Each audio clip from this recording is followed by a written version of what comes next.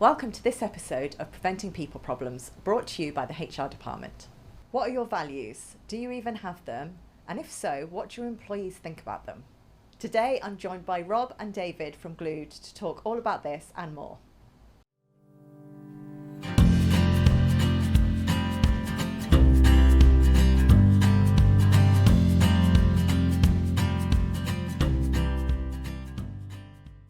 Hello and welcome to today's episode. I'm Tracey Hudson and I'm joined today by Rob Harrison and David Wilson. Hello. Hi. Both from Glued. I'm really excited today because the reason I wanted you guys on the podcast, as you know, is because I attended a workshop and it's completely changed how I think, how I talk to my team, and it's actually calmed me in a few recent situations, which is quite good. That's always the intention we have with all of our workshops, change people's whole world. Absolutely, with your calming voice, David. Yes.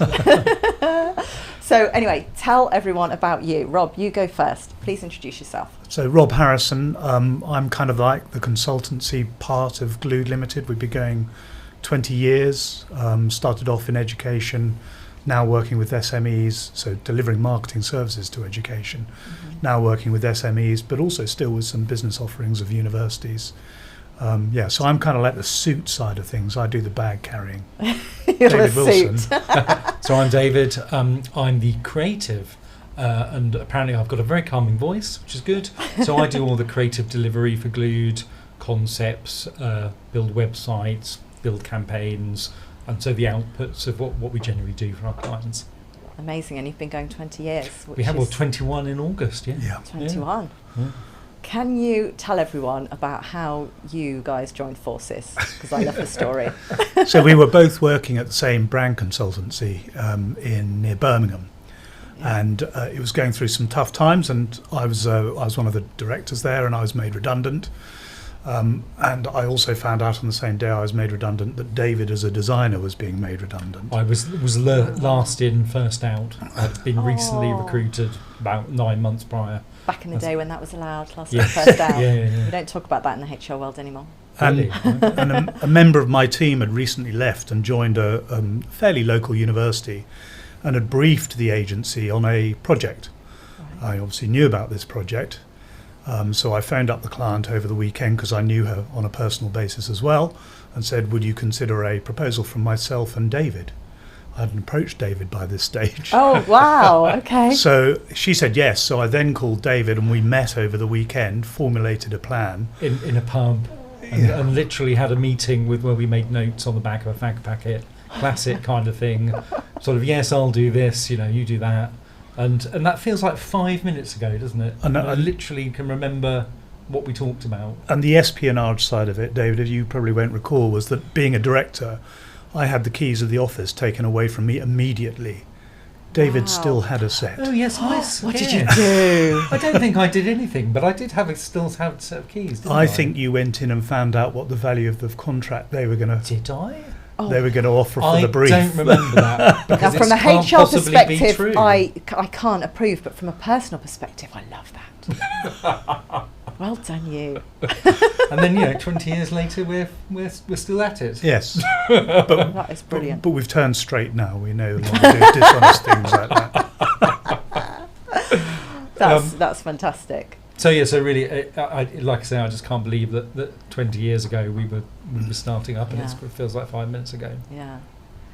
And you guys put this workshop on that I feel like, from my perspective, has nothing to do with marketing. It does. I love the way you laugh at that.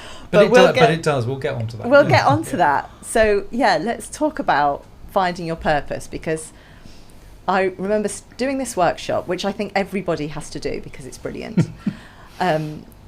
Starting this workshop, and I know it's the first time that you'd run it, and I was thinking, it's about purpose. I don't know what my purpose is. I'll just blag it. It'll be all right. Like most things, I'll just blag it. It'll be all right. But actually, the way that you questioned, and I know it's really simple, and I want you to explain the whole concept, but just the way that you were talking to us in the workshop just got me, and I think most of the other participants, thinking quite deeply about what we're doing and why we're doing it. And for me, it really changed how I'm perceiving what other people are doing, how other employees behave, and what they I think what we they all want. fall into what we do, and we can very easily take that for granted. But there's that sort of exercise helps with a bit of, post-rationalisation of where you've come from, which makes a lot of sense. I mean, I've used it for myself, and it definitely, I can look at it and go, that makes a lot of sense. I think post-rationalisation is a good term for understanding how we get to where we are with purpose, but actually it comes from the subconscious, it comes from our essence as human beings and evolution and things like that. So I think there is, it isn't just about post-rationalisation. I suppose we ought to get into some meanings and feelings about what we're talking about, shouldn't we? We should. So the workshop is driven by some theory behind brand, really, which is that you should try and get to the essence of an organisation, to use that as a way of articulating what it stands for, why people gather around the organisation, whether it be as staff or buyers or suppliers, and that can be used as the basis for marketing messages. So that's where the idea came from, and we then stole some thinking from Simon Sinek about getting to your why, where he draws the why at the centre of three concentric circles. So the why is in the middle, then the middle circle is how, and the outer circle is what. And what we discovered doing the brand work that we do, sort of talking to individuals within an organisation and around it to understand how it's experienced, was that when you ask the why question, it takes a little time to get there, but when you ask the why question, it's the most emotively powerful one that actually has an impact on how you talk about how you work and how you talk about what your work is. So the why bit is the emotive driver, and our belief is that whether it be as the principal of an organisation or a member of the team, there is usually a why that connects to the purpose of the organisation, and therefore if you can find that connection, then you're far more likely to achieve higher levels of motivation and retention, but also that all of that for us provides a story for messaging, which is where you connect it to marketing. Which is not what I linked at all. So for us in marketing, the why is arguably the essence of a brand. The how is how you then disseminate that brand, and the what is the campaigns you do to communicate that in the dissemination routes. But when you're talking about an individual, the why will be something like, well, let's use an example. My why is connected to a fairly dysfunctional upbringing with parents that split up, got back together, split up again. So I ended up actually spending time with other families who seemed a little bit more functional than mine. And so I started seeing other families, totally different environment. One of them was a professional crook. The father of the family was a professional crook. The other one worked in marketing. And so I was able to see the value in each of these family. That they were cohesive units. They supported each other. They supported me as an outsider. So seeing the functionality and value in other things that may otherwise seem foreign is what's kind of driven my why, and which is why I take the sort of qualitative research route around finding out about marketing and campaigning. So find out why people make the purchasing decisions they make rather than assume them, that sort of thing. So that begins to give you a clue about how getting to the why can be so pivotal in finding out personal motivation, but also in how to put together marketing strategies. But I don't think, unless it's just me, I don't think everybody sits and thinks about that because they're so busy. Absolutely, and so again, I mentioned post-rationalisation.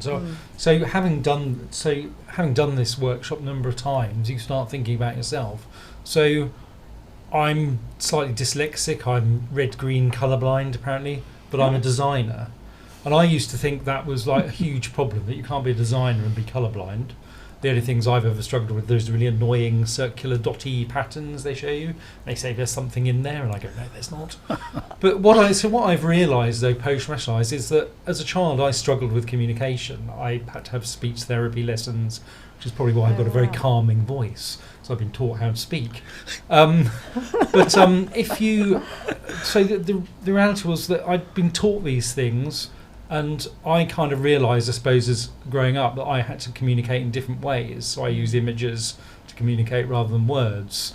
So as an adult in graphic design, you can think to yourself, well, if you can bring a strong message with a strong visual, it's more likely to communicate more effectively. So I can look at that and go, well, actually, the reason I do marketing and design is that I believe I can help people to communicate more effectively through their brand, through their marketing.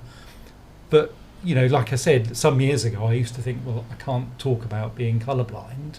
So people go, well, he'll be useless then. But actually, I was sort of saying to myself, well, actually, it's a benefit, because if I can make something communicate effectively, then it's going to be really strong for everyone else.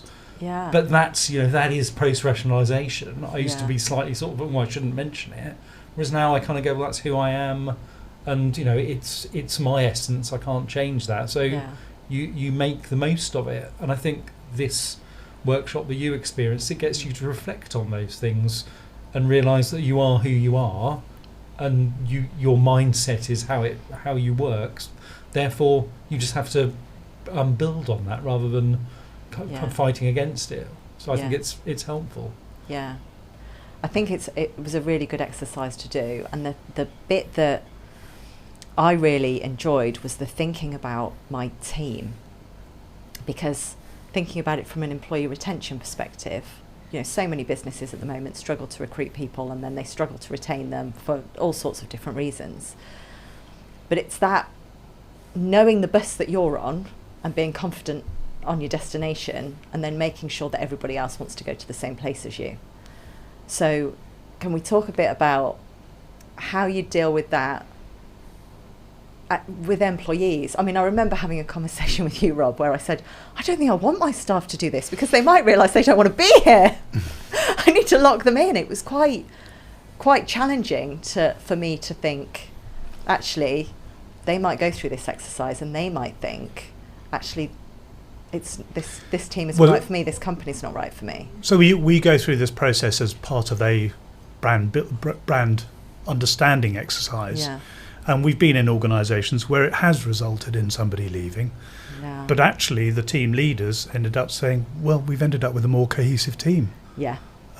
So and actually they've been a distraction in a sense to the singularity of purpose, or the I mean, from a brand standpoint, if you're trying to build, if you're saying that your brand is also almost like a person, it has a personality, people collectively have got to buy into that, and you build that by having shared values. Therefore, if you go through this exercise and some people go, well, that just isn't me, then they will drop away naturally, and that helps the building a strong brand. And you're shedding the ones that are just have a slightly different stance. And even before, well, not before that, let's say you've gone through that process, then you're thinking about recruitment. If you're clear about what your purpose proposition is, your what, how, why, then, and you communicate that to potential staff members, they'll be able to work out whether they do identify with it or not. And do you find that smaller businesses are thinking about their employer brand? Because when you say employer brand, that feels like quite a corporate term. That feels like big business stuff.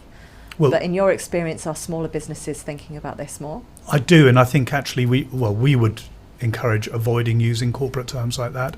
So often people will call what we do mission, vision and values, but we think that got a bad name. So particularly back in the 90s, where people did it without meaning. They just created them rather than found them out from within the organisation. Took them out of textbook. So I think, absolutely. and I think, if you look at some young startups, younger generation, that it's almost like, well, isn't that the way you run an organisation? You collect people around you with the like-mindedness, with similar values. And so, yes, I think it is what small businesses are doing. And so often small businesses are built around a person's brand. There's often this issue around, are you building a corporate brand or a personal brand? And the answer is, in a small business, it's a combination of both. That the person at its heart, or people at its heart, their own personal brands will be very reflected in the organisation, and vice versa. So how does that work in a smaller business where there are 2 or 3 directors, so 2 or 3 leaders, and Succession. I love that show. So often you'll find, so with professional services companies, they'll resist the real notion of brand, pulling the brand from the characteristics of the people that run the business. Yeah. Because they think, well, how in goodness names am I going to allow somebody else to inherit this business from me if it's all based on me? Yeah. What they forget is that they, regardless of what they do, as the leader of an organisation, they'll have an impact on the culture of the organisation and its values and the way, and the people it draws around them. And so it'll draw people around them with similar values. So where's the problem in using their own values as a set of, or their own personality or whatever it might be as a way of marketing? There is no problem. And again, and that's really important, isn't it? If you're thinking as a small business owner that your plan is that you want to sell your business, you want to make sure that your team are looked after. So being really confident in your brand and your values is important to know who you're going to sell to. Yes. And what that looks like. Yeah. Absolutely. I mean, it's one of those things that if you've got those things in place, again, if you have a difficult, challenging time, you can kind of fall back on your own business values to kind of cope with how do you do things in this situation. Yes. How to make it's a really very big powerful decisions. thing, because you look at it and go, well, we're fine with X, Y, and Z. We can cope with that, and it gives you a clue of how to cope with it. Yes, so the way it's constructed, because it's drawn from within the organisation, and the way why it does things, how it does things, and what it does, it can be that reference point in the point of panic, when you're flapping around, headless chicken, don't know what to do because something's gone wrong, and then you think, oh, if I look at our values, actually that might give me some guidance about how to cope with this, and it ought to. Yeah. And very often does. So, yeah. Because if they're genuine values, you're living those anyway. Yeah. They're So, throughout your business anyway. I mean, one of ours is, that a good idea doesn't mind who has it, so that's collaboration. But also, if things go wrong, you just accept that and you work out how you can overcome it. You're not trying to blame people. You're just going, well, these things happen. Yeah. It's so, when things do go wrong, you can just go, well, that's fine. We just learn from it. You don't try and blame someone. Yeah. 'Cause that's not helpful. Massively unhelpful. So, thinking about recruitment, you've got your values, you know what you're doing, you've identified your purpose because you've done this workshop. What's the next step? What should employers be thinking of about demonstrating their employer brand? How do they attract candidates to work for them that are going to fit?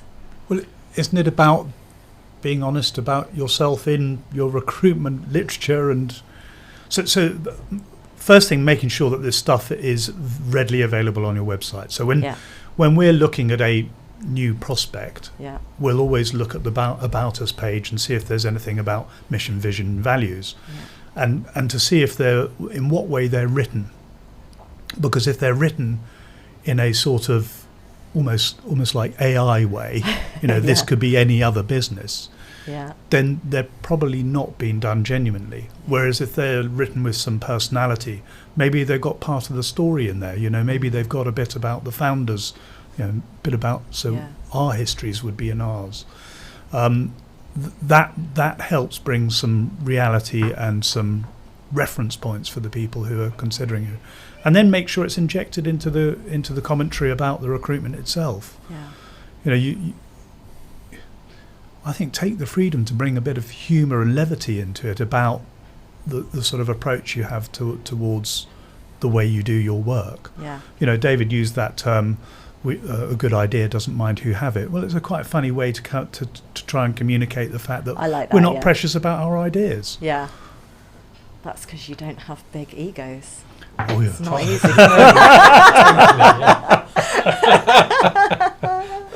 That just trigger a thought then, which I've now forgotten, but carry on talking and I'll come back to it. Oh no, got distracted with a laugh. Yeah. Well, this has been really, really good, really helpful.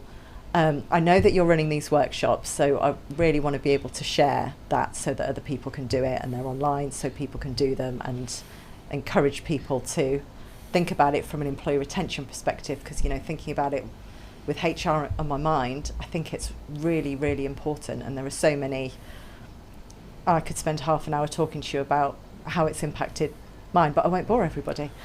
Well, but I have got a question for you, though. Oh, gosh. So you talked about our employee retention. What about employee motivation? Because that's why we did the workshop, was to try to use this as a way of harnessing people's purpose so that they're more ready, more up for, more motivated about work than they might otherwise be. I mean, if you can involve your staff, your team in developing effective values, they're almost certainly going to have more buy-in, because as they see them develop, and if they go on the website or if they're in an office, people feel, I had an impact on that, and therefore they immediately engage with it more. And that's always more powerful than just being told these are the values, or this is what you're doing. So that's, I think this exercise involving everyone is really effective. Yeah. And I guess the authenticity of it, actually, because there are so many fads. I mean, there are so many, everyone's doing volunteer days right now, or everyone's got a mental health well-being policy about something or other. But or add sustainability into it. Oh, yes. So it's about being authentic, isn't it? And not just, here's an exercise, we're going to do it, we'll write it down, that'll be fine. Tick, it's box done. Effective values are that thing that gets people. The reason we're called Glued is we kind of say, well, values are the things that stick a business together. In a hard time, as we said, you can look at your values and go, this is how we do things around here. This is how we cope. And if it's authentic, it'll be effective. Yeah. It's brilliant. Thank you so much. Thank you too. Very much. I know you're both on LinkedIn. We are. So yes. people can contact you that way if they want to, but we'll certainly share the link for your workshops as well. Thank you very much.